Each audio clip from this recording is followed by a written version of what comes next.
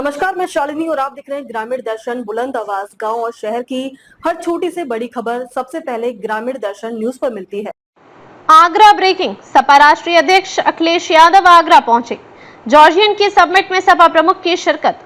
धौलपुर सैनिक स्कूल के साथियों के बुलावे पर आगरा में उपस्थित अखिलेश यादव अपने पुराने दोस्तों से भी मिले। आईटीसी होटल मुगल के बैंक्वेट हॉल में कार्यक्रम आयोजित। रिपोर्ट संजय कुशवाहा आगरा से। बंधन वहाँ था। देखिए, सरकार को इतने वर्षों के बाद जीएसटी में संशोधन करना पड़ रहा है। जीएसटी में संशोधन ही खाली कराओ ना।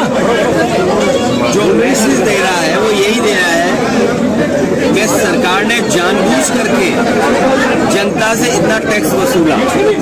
ये जो टैक्स वसूला गया वो आखिरकार इसके मुनाफे में जुड़ गया जाकर।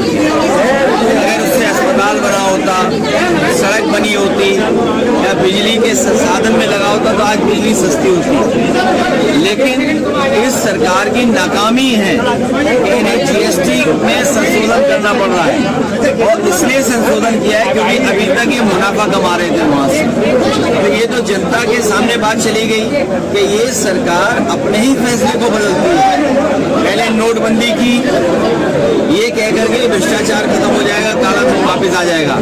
लेकिन सच्चाई तो ये है कि भ्रष्टाचार बढ़ा है।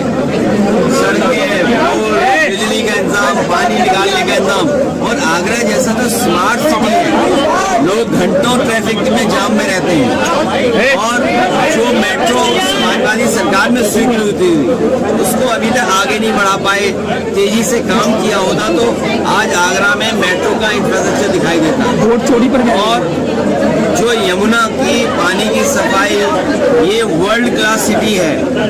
आपको याद होगा जब यहाँ पर बीजेपी की सरकार बननी थी, इसी शहर में उनके बड़े नेता ने ये कहा कि टूरिज्म अकेला $1 ट्रिलियन इकोनॉमी दे सकता है आगरा को और देश को।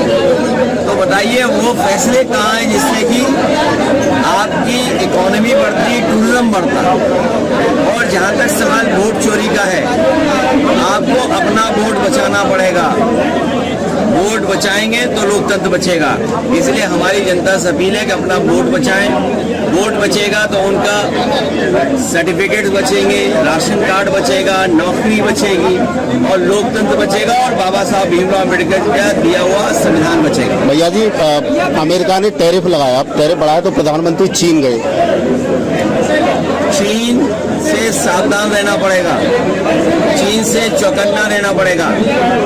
अमेरिका से अगर संबंध अच्छे होते हैं, व्यापारिक संबंध, तो हमें मजबूत बनाने चाहिए।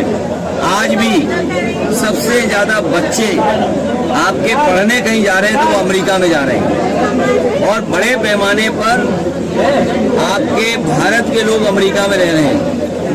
तो अमेरिका जैसे देश से आपको संबंध अच्छे बना करके और चीन से सावधान रहना पड़ेगा। ये जो टैरिफ लगा है, टैरिफ ऐसा लगा है कि अब बीजेपी के मुंह पे भी टैरिफ लग गया है। हमसे तो आप सवाल पूछ रहे हो टैरिफ को लेकर के, लेकिन बीजेपी के लोगों से अगर टैरिफ के बारे में पूछोगे तो मुंह बंद होगा, क्योंकि अमेरिका ने जो टैरिफ लगाया भारत में, वही टैरिफ लग गया बीजेपी के मुंह पर। 27 की क्या तैयारी है?